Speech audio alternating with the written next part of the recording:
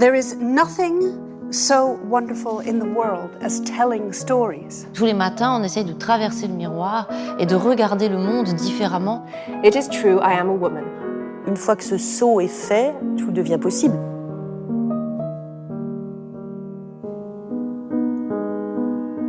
Hello, I'm Charlotte Casiraghi. Welcome to the podcast of Les Rendezvous littéraires Rue Cambon, a place where we meet to talk about writing, to talk about books. Let's meet women writers who have just taken their first step, the most decisive, the most difficult in the world of literature. How did their vocation call to them? What are their writing rituals? Who reads them and what do they read? I'm Erica Wagner, and it's my pleasure to introduce Louise Kennedy and welcome her to Chanel's podcast of Les Rendezvous littéraires Rue Cambon. Louise Kennedy's stunning debut novel, Trespasses, is a remarkable demonstration of the maxim, the personal is political. Set in the mid-1970s in Northern Ireland, it paints a portrait of a community riven by sectarian violence. Catholics and Protestants don't mix. British soldiers and those who resist their efforts at control enact different forms of violence on those who are perceived to have broken the rules. Its protagonist is Cushla Lavery, a 24-year-old schoolteacher still mourning the death of her father just over 2 years before. Cushla's mother deals with her loss by drinking. Cushla's brother Eamon runs the local pub. As Cushla navigates her path into adulthood, the reader goes on a journey that at first seems, for want of a better word, ordinary.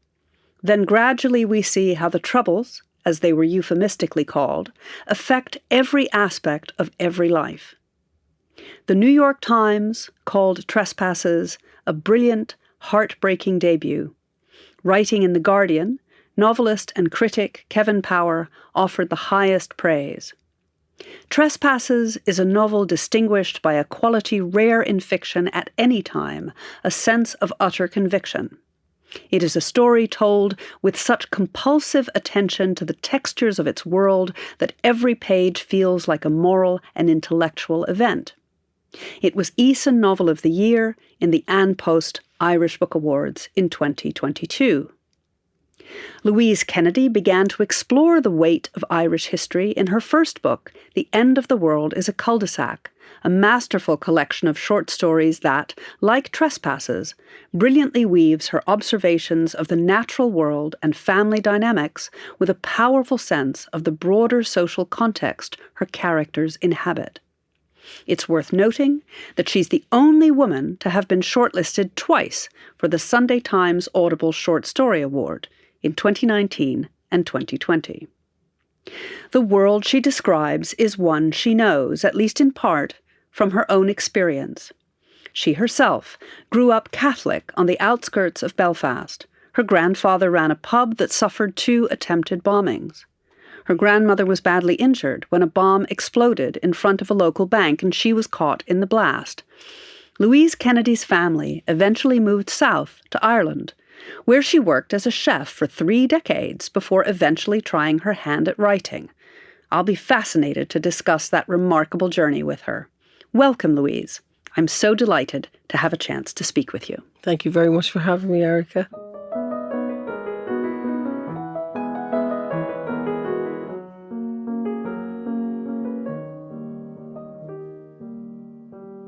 So, as I said at the end of my introduction, you didn't start writing until a bit later in your life. I think you did a social degree at university. Mm-hmm. You worked in a bank. Tell us a little bit about your path to the page. Yes, I did a social science degree when I left school and thought I might like to be a social worker. And then, I don't know, I think I probably have a tendency to over-empathise with people. So I used to cry at case conferences and things, so it clearly wasn't for me. So I then took a job just because I needed a job in a merchant bank in the city of London. So this was 1988, 89, where I had probably one of the worst jobs in the city of London, actually, which was putting microfiche in alphabetical order in an American bank. And I did that for for about a year, by which stage I was probably ready to do something a bit less kind of mechanical. So I borrowed money and did a cordon bleu cookery course. And then I cooked and ran restaurants for around 30 years. And my husband and I had a restaurant, and it was ailing is probably a charitable way to describe it. So we had opened it just before, the big recession happened. It was in 2007, and thought, it's kind of off to a good start, and we presumed it would get busier. And then about a year later, all of the customers had disappeared and the banks were collapsing and things. So somehow we managed to limp along until 2014. And we still had the restaurant when a friend asked me to join a writing group.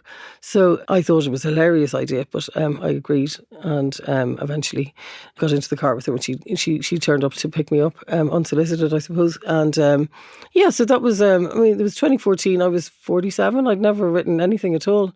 So yeah, I guess what I'm trying to say is that I never intended to write. I didn't expect to write. Interesting what you said at the beginning of that answer, though, about over-empathizing with people, because I imagine I know that's very useful as a writer, to be able to think your way into people. Yeah, possibly it is. I guess at the time... I couldn't see that there'd ever be any kind of use for it. It certainly was a disadvantage in that career path. So, having come to writing a bit later, what do you think that brought to your work? Obviously, you had much more experience under your belt than someone who starts writing at 20 and knows that that's the path for them. Yeah, it's funny. I've been asked a couple of times if I wished I'd started earlier, and I really don't, because I think in my 20s I would have been too chaotic and self-conscious. In my 30s I was having babies and things, and I worked all that time as well, and then in my 40s, I was kind of presiding over a restaurant that was going down the tube, so I just couldn't have done it earlier than that. And I suppose maybe.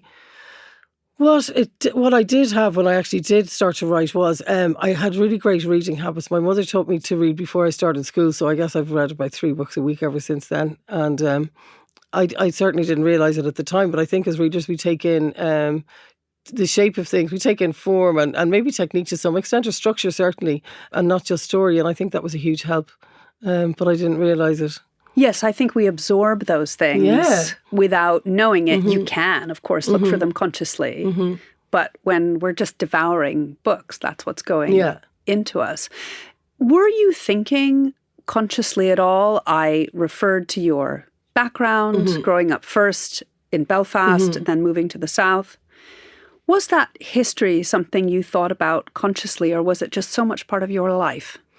I think it was part of my life in the way that it could only be part of my life because it had ended very abruptly, I suppose, when I was 12. So we lived in the north of Ireland, near Belfast, until 1979 when I was 12. And I suppose after a decade of various things that associated with the troubles that affected my family fairly profoundly, we left and moved to the south. And it wasn't that far away. It was 100 miles or so, but it was very far away in the sense that, the government was Irish. We weren't, in a place that had British soldiers on the streets, where identity was very contested.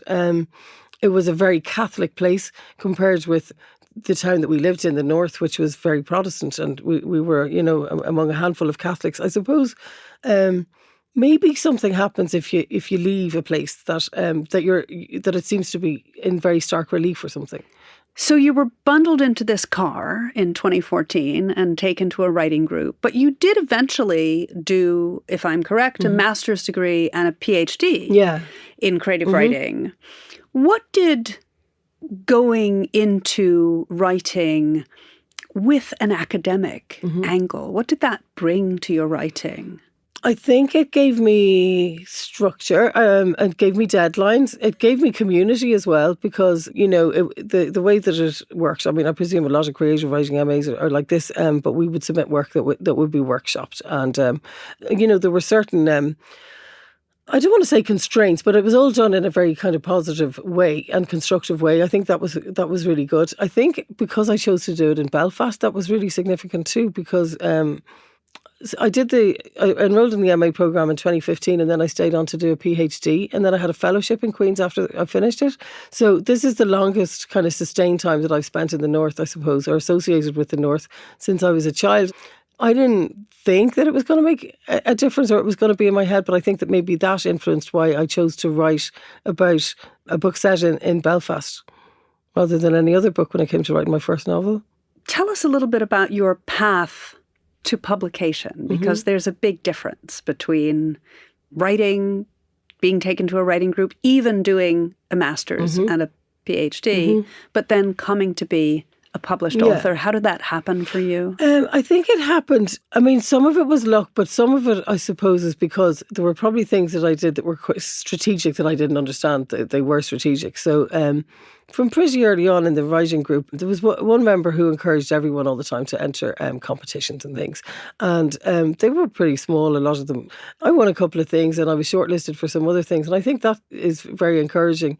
And then when I was doing the PhD, I suppose I was producing short stories and maybe because it was in a very intense kind of period of time, it seemed to produce work that it wasn't entirely related, but after about 2 or 3 years, I appeared to have 10 stories that fitted together.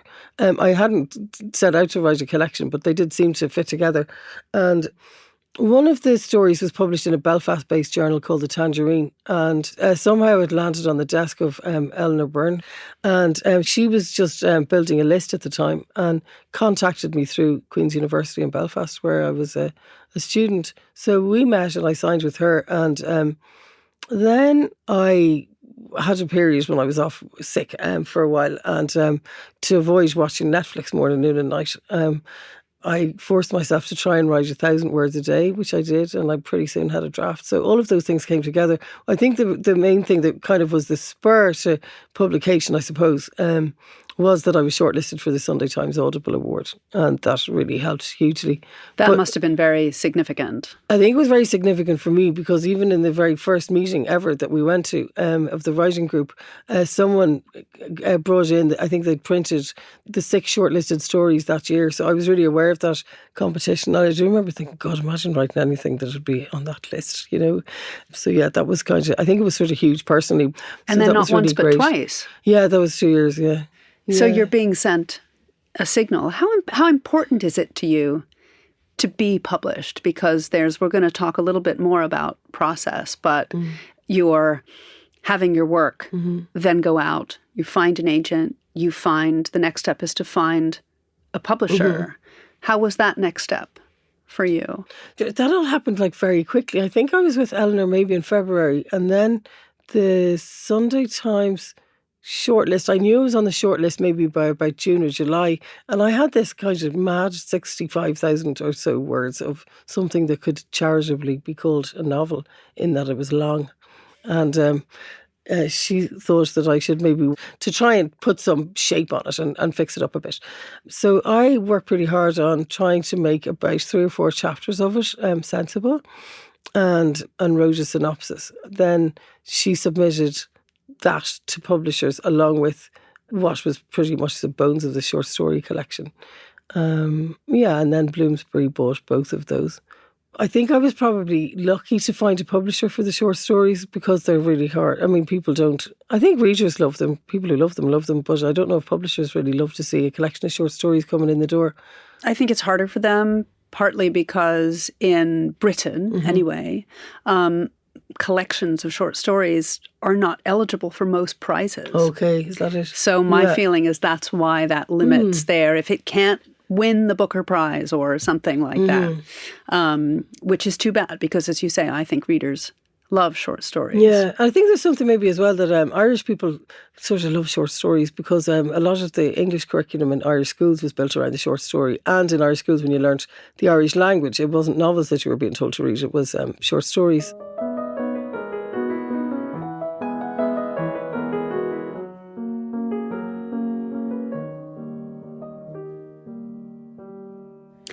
And that brings me nicely to my next question, which is about the authors that inspire you. And you're reading in this novel, Edna O'Brien gets a name check, and also a fascinating book. You talk about the poet Kieran Carson's The Irish for No. Tell us a little bit about why these authors are important to you and any authors I might have missed? So, yes, Kieran Carson was a poet from Belfast, best known as a poet, but he also wrote prose, and I think he might have written librettos as well, because he was a wonderful traditional musician. And Kieran Carson, I think he's been given a kind of informal title as laureate of the Troubles. And I think when I read him, there's a kind of self-consciousness about the language, which sounds awful, but it's actually okay. And I think the reason for that is that he was brought up learning the Irish language in a place where nobody was learning the Irish language. And English is a foreign thing. And there's always sort of wordplay and sort of odd associations that he makes. But also, I think that he, as a writer, maps Belfast in a way. A poem called Belfast Confetti, where he recalls trying to get around the part of Belfast that he grew up in by bike, but he can't because the army have blocked off parts of the road, and everywhere he goes he's stopped and asked where he's going by someone. And it isn't always the army. Sometimes it's maybe a local person who doesn't want to see a stranger around because maybe there's some sort of paramilitary activity. All of these things are suggested. And also he references his places and streets and old things that about Belfast that I would have been brought up hearing about from my father. And then there's Edna O'Brien, who's probably, she is really my favourite Irish writer, probably my favourite writer. I think with her, there's a lyricism. The first time I ever came across her was with The Country Girls, which was banned in Ireland for a long time. And lots of books were banned in Ireland because they were, I guess they were terrified they were going to corrupt our little minds or something. But I remember coming across a copy of that book in school, and I think it didn't have, in the school library, it didn't have, all the books in the school library had a little pouch in the front with a cardboard ticket, but it didn't have that. And I'd like to think that some older girl had left it there in the hope that it would fall into the wrong hands, or the right hands, actually, teenage girls. But I think that she writes about brutality and cruelty with the lyricism that's like really very beautiful. And also I think there's a courage in what she writes about as well. Her last book, which I hope wasn't her last book, Girl, apparently she travelled to Nigeria, with cash in her underwear with which to bribe officials if necessary to try to write a book about the girls who were kidnapped by Boko Haram. Yes, and it's worth saying that she did that at the age of, I think, 89? 86 or 80 something. Oh yeah, maybe it was 89. Yeah, just incredible stuff. So I love her. And then also, maybe another writer...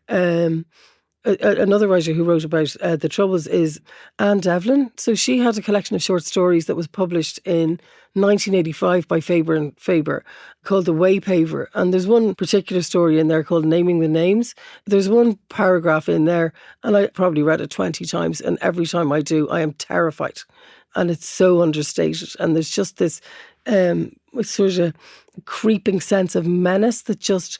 She ramps it up just a little bit with every line, and until it's almost unbearable. I just think it's wonderful writing. I love her work. Well, your writing to me also has a beautiful, understated quality. And at this point, I'd like you to read a little bit for us. Will you read just the opening of your novel for us? I will. Thank you. Cushla wrapped her handbag in her coat and pushed it into the gap between the beer fridge and the till. Her brother Eamon was bent over the counter with a stock list. He looked up at her and his eyes narrowed. He inclined his head at the mirror that ran the length of the bar. Cushla leaned in to check her reflection. Father Slattery had marked her with a thick cross 1 inch wide and 2 inches long. The rub of her finger raised the piney, resinous scent of whatever blessed unguent the ashes were mixed with and blurred the cruciate shape to a sooty smudge. Eamon slapped a wet serviette into her hand. "Hurry up," he hissed. Most of the men who drank in the pub did not get ashes on Ash Wednesday, or do the Stations of the Cross on Good Friday, or go to Mass on Sunday. It was one thing to drink in a Catholic-owned bar. Quite another to have your pint pulled by a woman smeared in papish war paint. Cushla buffed until the skin on her forehead was pink, the serviette blackened, flittered.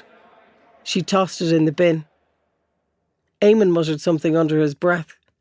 The only word Cushla could make out was "eat it." Thank you so much. I want to come now to talking a little bit about your process of writing. You live in Sligo, and my understanding is you have a shed that you write in. Am I right? I do have a shed. Why is it a special place for you? Maybe at the very start, when I was trying to write in the beginning, because I always had jobs as well, and I had children who were still in school, and also because when I was a student in Queen's University in Belfast, that's like 150 miles away from my home, so there didn't seem to be a lot of time, but somehow I was getting a lot of work done. I'd get up at maybe 5 a.m. and work, or I'd work late at night, or I'd take my laptop with me to work, to my job, and, try to write on my lunch break. And I seemed to just get through the work. It never felt like a chore. There were just always things that I wanted to work on. And then I think things probably got a bit different when I was writing the novel, because I said earlier that I'd been sick. So I had a diagnosis for melanoma, and I had some surgery, and I knew I was going to have about 2 or 3 months off work.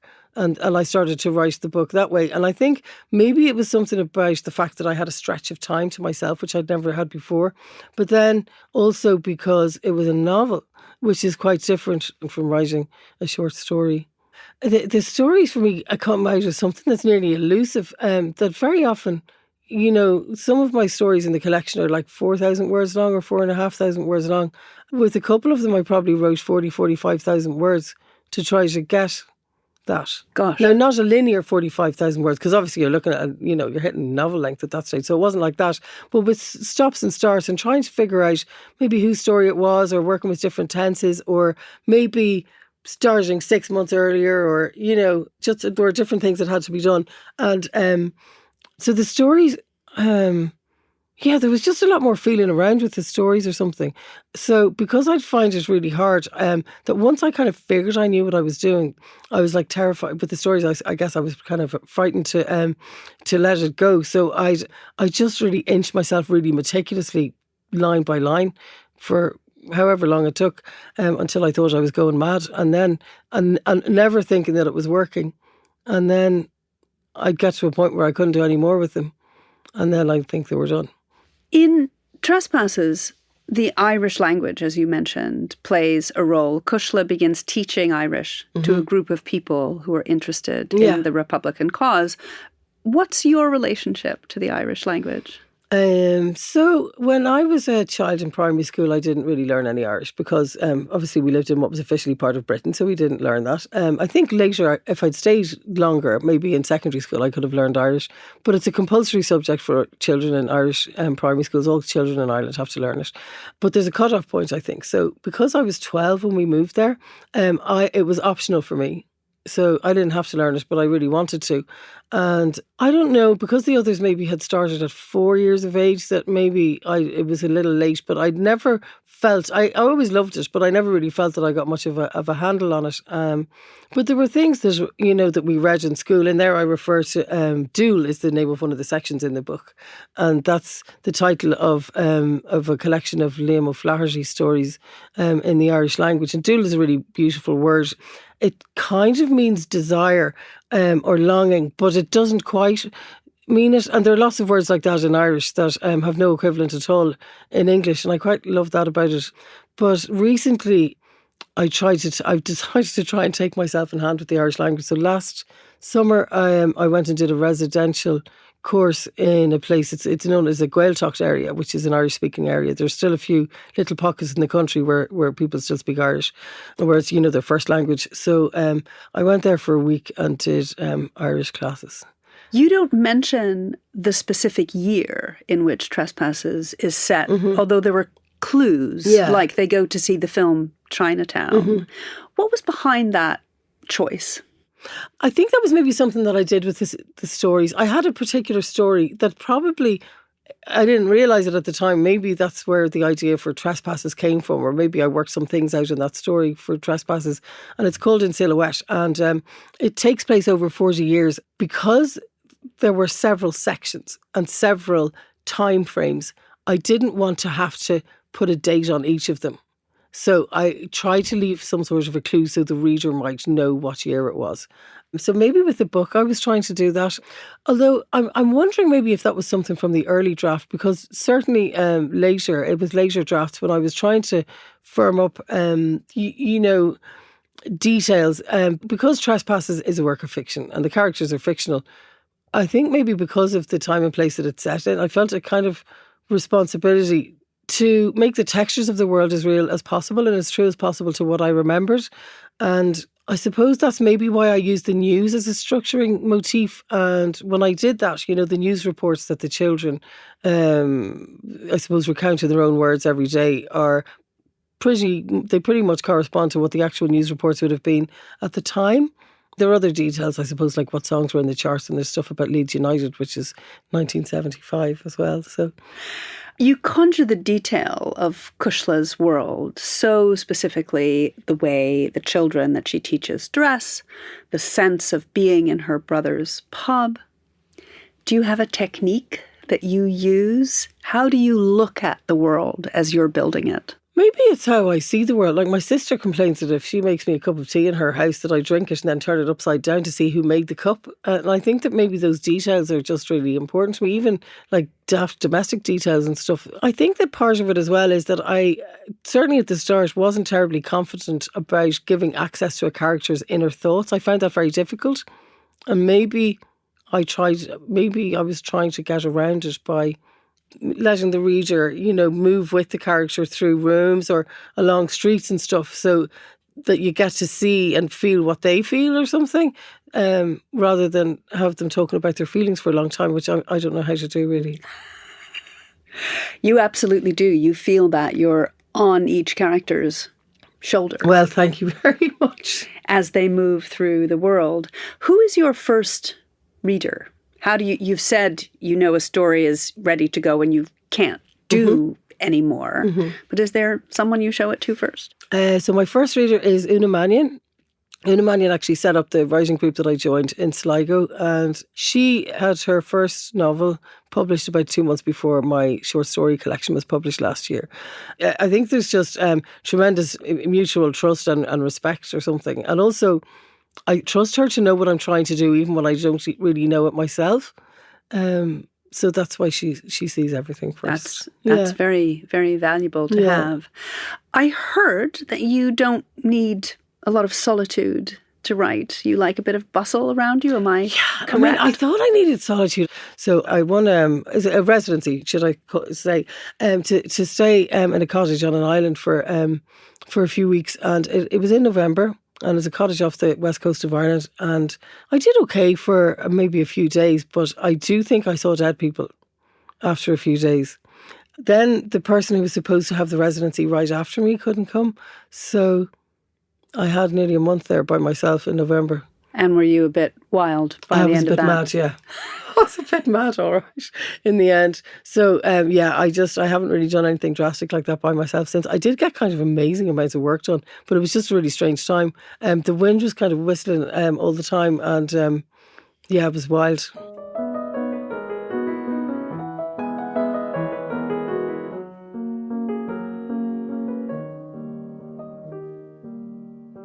Now I want to ask you a bit about the reception of your work. What happens when it goes out into the world?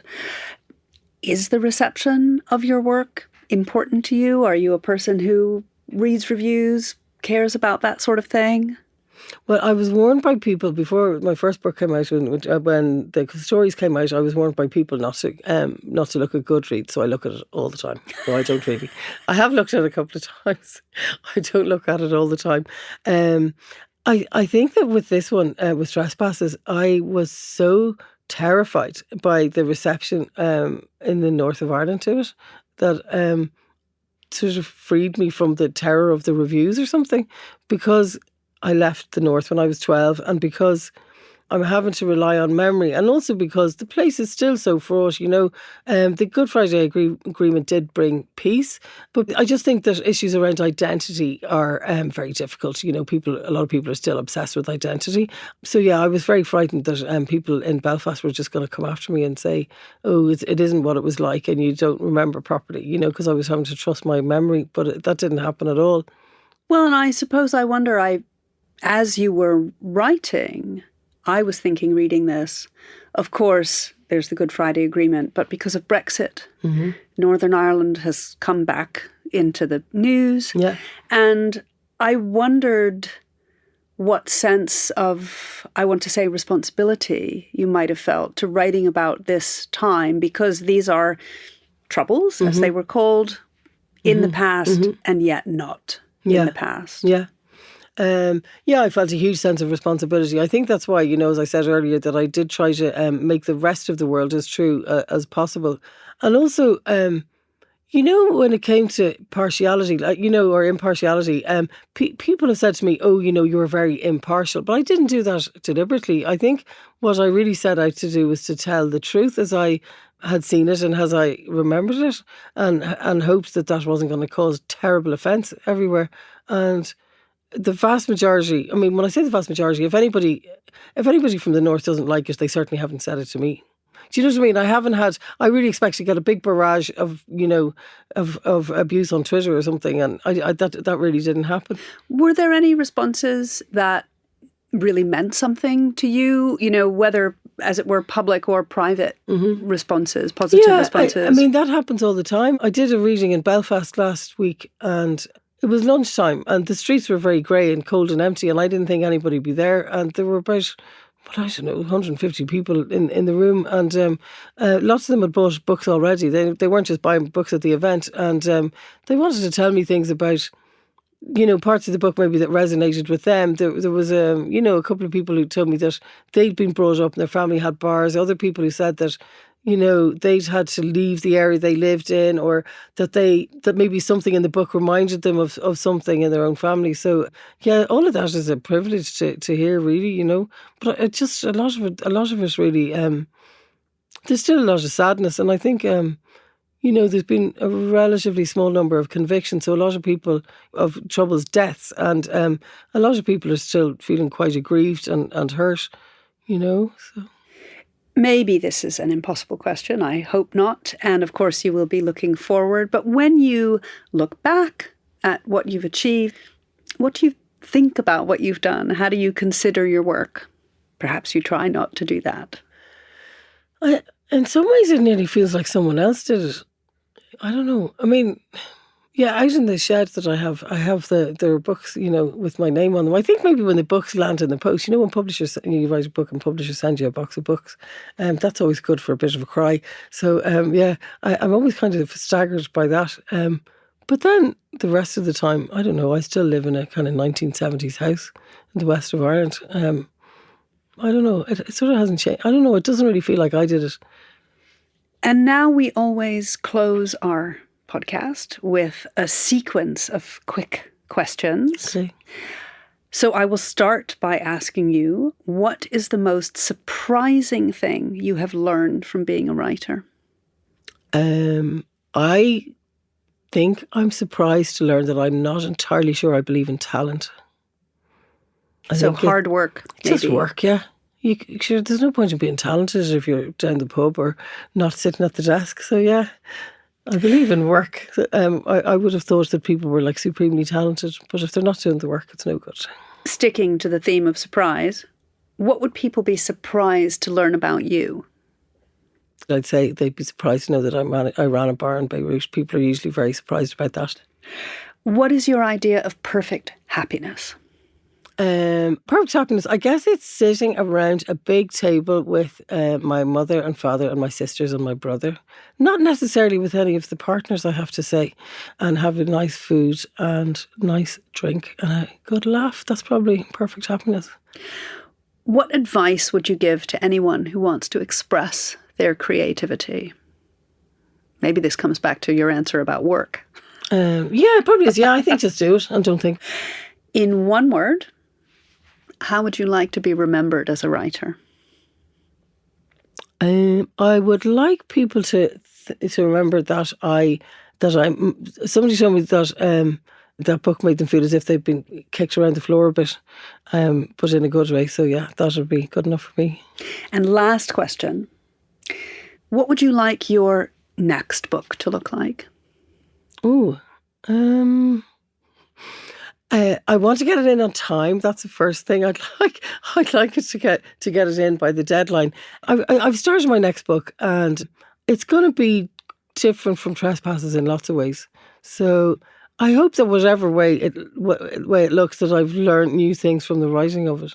That's a wonderful answer. Thank you so much, Louise Kennedy, for joining us on the Rendezvous Littéraire podcast.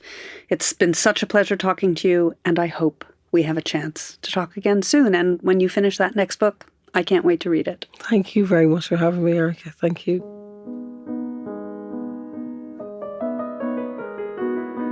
Thank you for listening to this episode of the Rendezvous littéraire Rue Cambon podcast. To discover more about it, you will find images, links, and references on the Chanel website. À bientôt!